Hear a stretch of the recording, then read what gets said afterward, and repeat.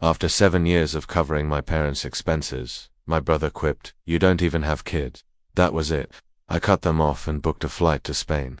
I ducked out of work early, skipped the company's bonus dinner, and boarded a $540 flight. On Christmas Eve, my assigned chair held a sticky note for Troy's fiancée. "She's new here," my mum chirped. "We figured you'd be fine standing." "Sure," I mumbled, grabbed my bags, and walked out. 31 minutes later, my sister's text popped up. So sensitive, it wasn't a big deal. I immediately opened my banking app and halted all family support.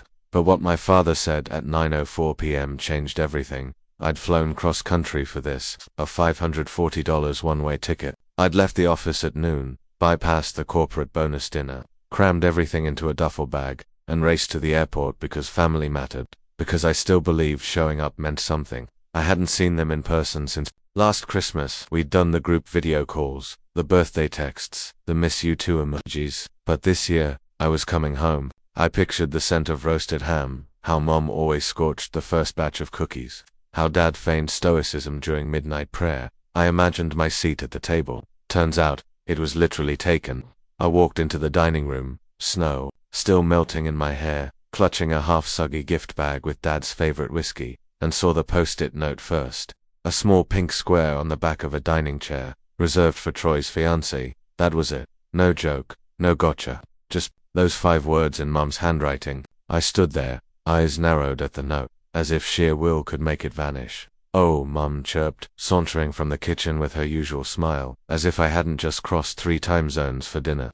"She's new here," she explained with a shrug. "We figured you'd be fine standing, like a waiter, or worse." I felt utterly out of place. "Sure," I replied, my voice quiet, automatic. Then I turned, retrieved my luggage, and left. I'd driven 31 minutes down the icy road before my phone buzzed. So sensitive it wasn't a big deal. My sister's text read, not even a greeting, just that my heart pounded, thumb hovering over the reply. Instead, I opened my banking app and halted the family support transfers. Done, but what my father said at 9:04 p.m. changed everything. It wasn't just a post-it note. Not really. That was merely the spark. The gas had been leaking. For years, I didn't drive back to the motel. I pulled into a gas station down the road, watched the snow pile up on my windshield, and cranked the heat until my ears ached. Then, I started thinking, the truth is, I've always been the one who made it easy for them. When I landed my first IT job, Dad exclaimed, "Now you can finally take care of your family." He wasn't kidding. It meant, start paying the bills. So I did. I quietly, automatically began covering their internet, car insurance, even their winter heating, because that's what good sons do, right? Troy, the perennial dreamer, dropped out of college, spent 2 years couchsurfing, finding himself. When he returned, broke and bruised from a failed ski business, I let him crash at my place for 9 months, rent-free. I even footed the bill for the therapy sessions he swore would restore his focus. When Mum needed dental surgery last year, guess who covered the $3,400 not reimbursed by insurance? Me. When Dad's old Ford died and he needed reliable transport to church, who co-signed the lease for a new one? Me. I never complained, never brought it up even when I had to cancel vacations, even when I was eating peanut butter for lunch and wiring money for someone else's cable bill. So when my sister texted so sensitive, I wanted to hurl my phone into the snow. I didn't. Instead, I accessed our family group chat, scrolled through months of conversations, and noticed a pattern. Every time I shared a win, a promotion, a work trip, a raise, I got 1 or 2 lukewarm responses. Meanwhile, Troy's new girlfriend is baking cookies, garnered 27 comments, 3 heart emojis, and Mom's gushing, "She's such a keeper." It didn't stop there. Last July, I flew up to surprise Mom on her birthday. I arrived at midnight, slept on the couch because Troy had temporarily claimed my old room, and woke to find them gone. They'd taken Troy's fiancée to a wine tasting. I found a note on the fridge. "Be back by 5. Make yourself comfy." They didn't even save me a sliver of cake, yet I still paid the next month's gas bill, because that's what I was raised to do. Provide, be the stable one, the invisible one. Troy could waltz in with debt, bad credit, and a woman he'd met 3 months. I'd go, and they'd move heaven and earth to accommodate her, including giving her my chair. That sticky note wasn't just a seating arrangement. It was a message: you are no longer needed. So I made a few calls. I cancelled my automatic transfers.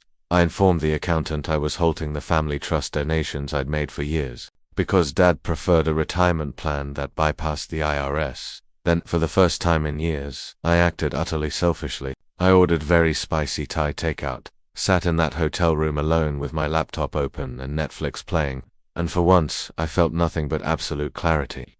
Until 9:04 p.m., that's when Dad called.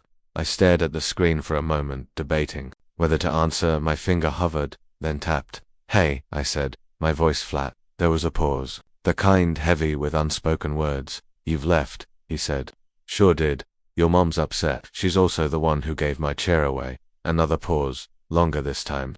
"She didn't mean anything by it." "Sure, let's say she didn't. What about Troy texting me 2 hours ago, asking if I could help fund their wedding next summer?" Silence. "Right," I answered. "You didn't know that part." Dad exhaled. Deep, heavy, familiar. "You know how things are. Troy isn't as fortunate as you." "Fortunate?" I asked, a laugh escaping. "No, Dad. Troy's reckless. I'm responsible. There's a difference. He's getting better. She's good for him. She's sitting in my chair. Don't be dramatic." So there it was, the golden phrase. They always pulled that one out when I dared to speak up. I closed my eyes and pinched the bridge of my nose. "You know what, Dad? I'm done being the guy who works 60 hours a week so everyone else can play pretend. I'm done being your safety net. We never asked for it." "That's nonsense," I retorted. "You expected it. You think because I never complained, I'm okay with it. Well, here's the truth. I'm not. I haven't been for a long time." Silence.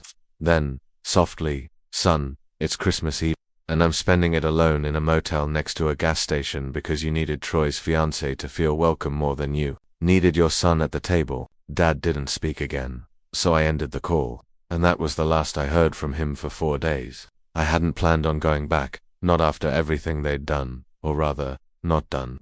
But Troy called 3 days after Christmas. His number flashed on my screen, and my first instinct was to ignore it, but curiosity's a cruel master. What I answered, a hesitant pause. "Hey man, weird question. Did you cancel the family support transfers?" I slumped back in my chair. "Yeah, you didn't tell anyone. Wasn't required." "Okay," he replied, even more hesitantly.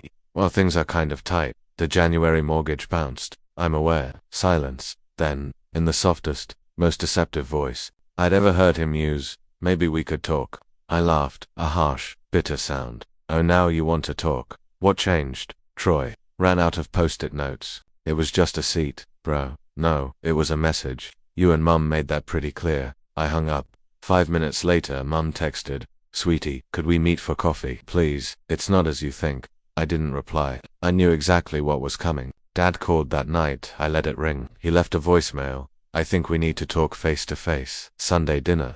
I glanced at the phone, my heart hammering. Sunday supper, my old ritual. Pot roast, apple pie. Everyone pretending they weren't. Quietly bleeding me dry. Something inside me screamed go, but not to reconcile. To end it, I showed up Sunday evening, knocked once, and let myself in. As always, the house was spotless, suspiciously clean, as if they were staging a peace treaty. Mum emerged first, wearing an apron. "You came," she chirped, smiling as if we hadn't effectively disowned each other over Christmas. Dad was in the armchair, holding his reading glasses, trying to appear busy. Troy and his fiancée sat on the couch.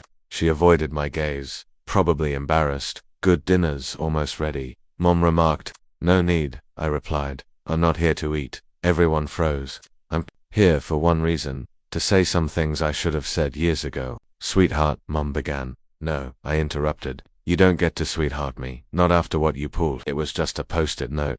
"You think this is about that chair?" I scoffed. That was the cherry on top. "This is about 20 years of you all treating me as merely the dependable one, never seen as a person, only as a solution." Troy scoffed. "Dude, you're being dramatic again. Don't. Just don't." I turned to face Dad. "You let it happen. You watched me work overtime, pay your bills, cancel my vacations while you threw parties for this fool when he remembered to tie his shoes. You let him sit in my seat and ask me for money in the same breath, and the worst part, you all thought I'd just keep doing it." Dad stood slowly. "We never asked you to." "Exactly. You expected it, because I never said no." Troy leaned forward. "You were always the one with money. You don't even have kids." It wasn't a big deal. I turned to face him, fury blazing in my chest. "You know what is a big deal?" Working 60 hours a week so mum can have cable and you can plan a rustic vineyard wedding for your Tinder match. I was good enough to pay for your therapy, but not good enough to sit down at the dinner table. Got it? Mum looked on the verge of tears. We didn't mean to hurt you. You didn't mean anything. That's the problem. You never thought not about me, only about what I could give. The room fell silent. I pulled an envelope from my jacket and tossed it onto the table. What's this? Dad inquired. Your taxes. I won't be doing them this year. You'll need a new CPA. Wait, what? Mum asked, bewildered. I've transferred the car lease back to your name, cancelled the insurance, and you have 60 days before the health coverage under my name expires. Oh, and Troy. He looked up, puzzled. That wedding fund you asked about, spend it on chairs. Because I'm not coming, you're not serious? Mom exclaimed. Oh, I'm dead serious. You made room for someone else. I'm choosing to make space for myself now. I walked out. They didn't follow me. They didn't stop me. This time, they knew. When I walked out of that house, I expected silence. What I didn't anticipate was how profoundly peaceful that silence would feel. The kind of quiet that shields you like armor. No buzzing phone, no guilt-laden requests. No more can you just help out this one time, which invariably spiraled into a dozen just one mores. Just silence. On Monday, I walked into my office, with a smile that startled the receptionist. Win the lottery? She asked. I laughed, kind of. I didn't elaborate, but that was the first day in years I drank my coffee hot, ate lunch without checking my bank balance after transferring someone's rent, and slept through the night without a text from Troy saying, "Bro, can you help out just until Friday?" By Wednesday, the texts had begun. Mum, honey, your father is upset. He suggests we should chat. Please come this weekend. Ignored. Then Troy. Hey man, Dad says you cancelled their dental insurance. That's not right. Troy, do you still have the login to your Hulu account? We can't get in. I blocked him, then Dad called. I didn't answer. He left a message that began calmly and ended as a threat. I just don't understand how you can abandon your family like this after everything we've done for you. I laughed so hard I nearly dropped my phone. Everything they'd done for me. You mean like giving my chair to a stranger? Like accepting every financial bailout I offered while still treating me like a troublesome child whenever I established a boundary? This time, they expected me to cave, to feel awful, to crawl back as I always had. Instead, I flourished. I signed up for a 2-week photography retreat in Oregon, something I'd always yearned to do but couldn't afford because I was constantly funding everyone else. I rejoined my gym, took long walks, I deleted the family group chat. I blocked my sister after she tried adding me back. I went out for drinks with coworkers, and for the first time, I didn't lie about why I was perpetually exhausted. I stated the truth. My family is a financial black hole, and I finally cut the cord. One guy raised his glass. Respect. That word meant something different now. Respect wasn't about avoiding conflict, it was about asserting boundaries.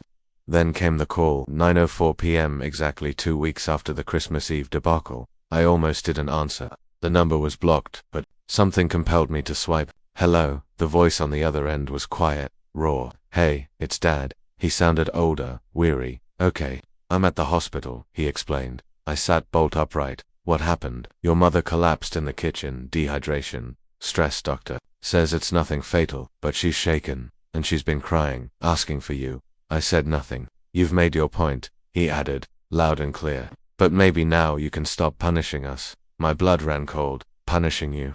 You think I'm punishing you because I stopped being your ATM? I'm just saying, your mum, ...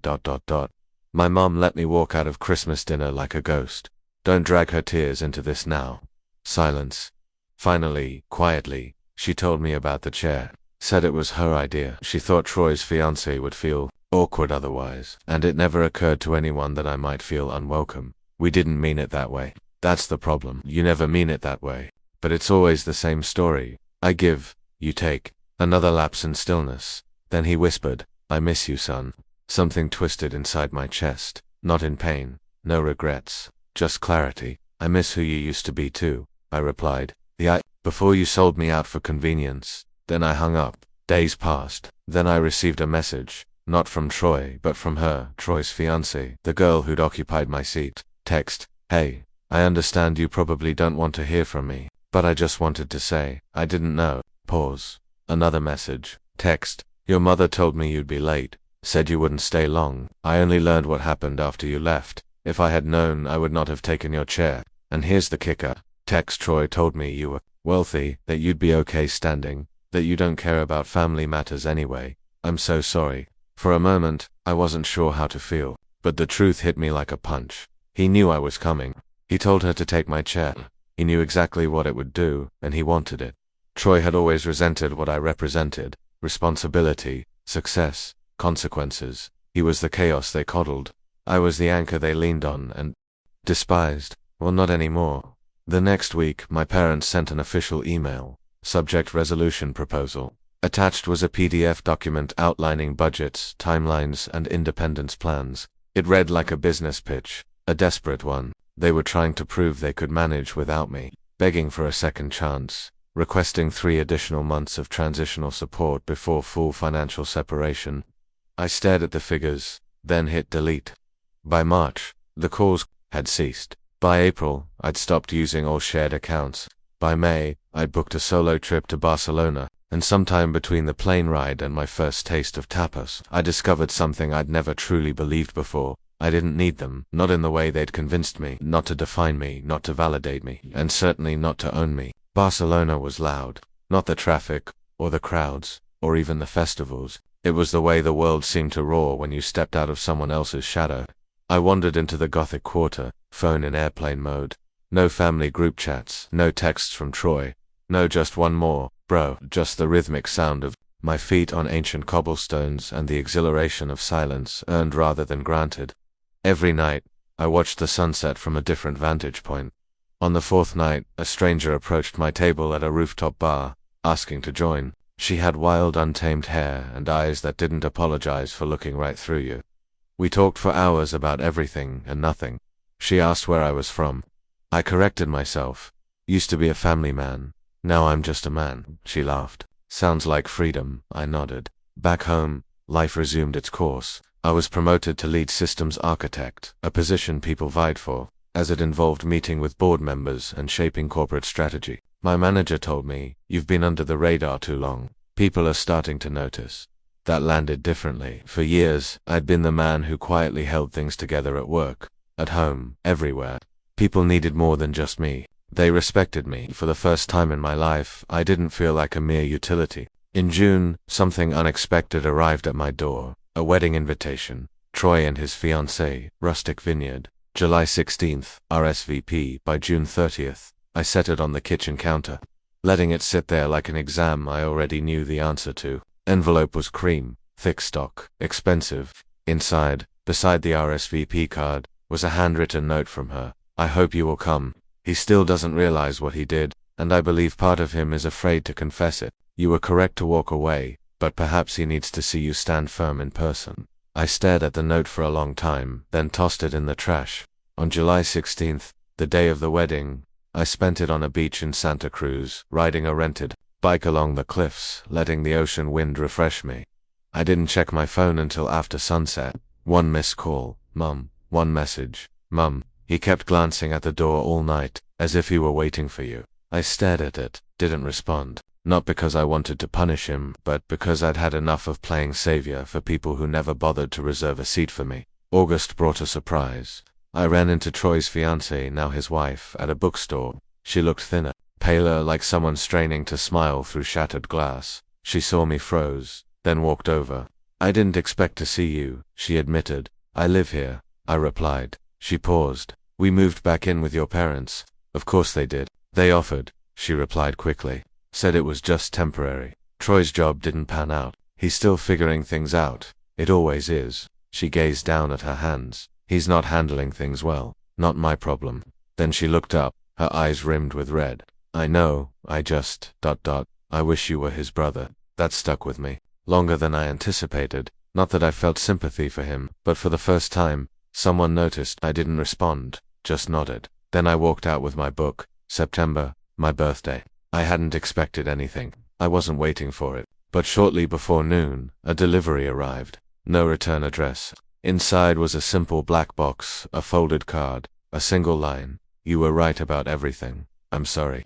Inside was the whiskey I'd packed for Christmas Eve, still sealed. They had never opened it. I sat there, staring at the bottle. Then I got up, walked to my balcony, and opened it myself. Poured a glass to no one but me. By November, I'd sold my condo and relocated out of state. New place, larger windows, fresh furniture, no ghosts. The final step, I changed my phone number. I deleted the old backups. We'd burned the last bridge. But before I did, I composed a message. I copied it, sent it to Mum, Dad, and Troy. The same message. There's no room for negotiation. This is the final communication you will receive from me. I am not angry. I'm just finished. I've given you everything I have for years. Time, money, love, and patience. You consumed it. I spent it, and we called it normal. Then you left me standing. Literally, I'm not standing anymore. I am walking away for good. No hard feelings, just firm boundaries. Goodbye. I finally let go, peacefully. And now for the most crucial part. I don't miss them. Not the guilt, not the manipulation, not the awkward silences that followed every no I dared to utter, not the invisible weight of being the family's support beam as they built castles on my back. I missed the person I used to be around them, the guy who mistakenly believed that being needed meant being loved. He's gone now. Someone more powerful has taken his place, smarter, freer. So maybe I missed Christmas supper. Perhaps I stood outside a house I had paid for, holding a present no one desired. But walking away, that was the best gift I ever gave myself. And this is the last gift I will ever offer.